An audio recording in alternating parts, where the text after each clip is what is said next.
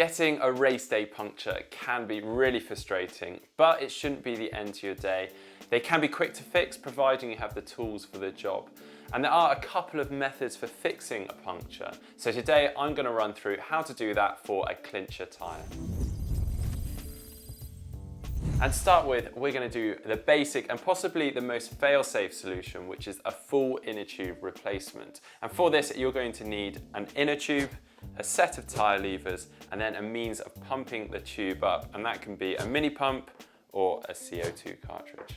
Now, if you're running deep section wheels, you may need a valve extender on the tube. And obviously you can just take the valve off your old punctured tube, or something that I've found really helpful over the years is to actually have a spare already set up on the new tube so you're all ready to go. So to change the tube, and first of all, it may seem obvious, but remove the wheel from the bike and then check whether there's anything obvious sticking out of the wheel. And if there is, just remove it carefully. Now release the valve and deflate the tyre fully, and then using your tyre levers, just pull the tyre off one side of the rim.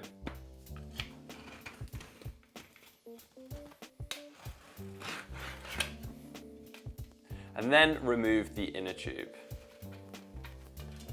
Now it's important that you check the inside of the tyre for the source of the puncture too. So just gently run your fingers around the inside of the tyre. Now with the new tube, you'll want to open up the valve and put a little air in. And you can do that using your mini pump, or if you're choosing to just use CO2 canisters and you want to save that, you can actually do it by blowing into the valve yourself.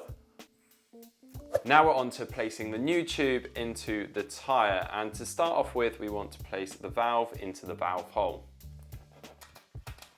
Now we want to seat the tube in the tyre and just tuck it under.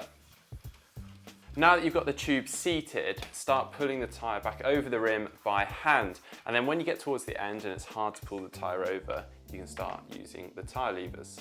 And whilst you're pulling the tyre back on, try not to pinch the tube, and then just to double check, once it's all on, just run round the tyre and just make sure that the tube isn't pinched between the bead of the tyre and the rim. And now you're ready to pump up the tyre, and for that you can use a mini pump, or a quicker option is to use a CO2 canister. Now another and possibly slightly quicker option is to use something like a sealant. Now this isn't going to be a permanent fix, but it will get you to the end of the race. And actually it's something the pros use quite a lot. It works by releasing a liquid latex and propane repellent into the tube, sealing the point of puncture and then filling the tube. And it works mostly on punctures around a 1 millimeter wide or less. So if you have something like a nail sticking out, I wouldn't rely on this. So you will still need to bring something else along to fix that puncture. And in the heat of the race, it's not uncommon to see someone having a little foam party with one of these. They do require a little delicacy. So here is a step-by-step guide on how to use them. As we did with replacing the tube, just check there isn't anything obvious sticking out of the tyre. Now release the valve and deflate the tyre fully. Then you want to line up the valve with the nozzle of the sealant. And then to fill the tube, just push the sealant straight onto the valve and refrain from tilting the nozzle at all.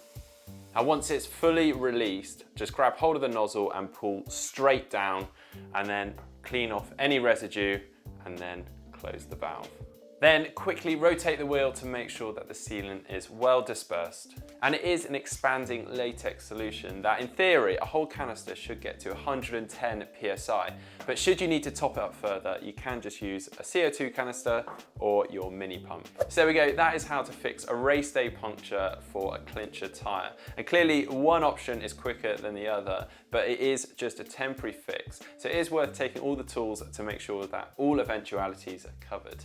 And if you like this video, give it a thumb up, like, and to see more videos like this, just click on the globe to subscribe to GTN. And to see some T1 tips from the pros, just click down here. And to see some best value upgrades for the bike, just click down here.